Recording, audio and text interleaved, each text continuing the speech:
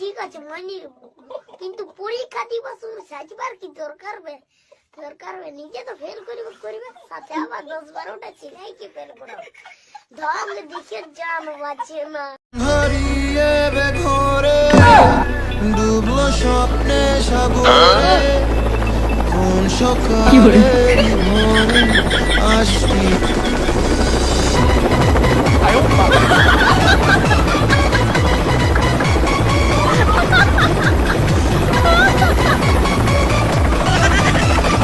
মন হারিয়ে বে ঘরে ডুবলো স্বপ্নে সাগরে, কোন সকালেরই ভোরে আসবি তুই।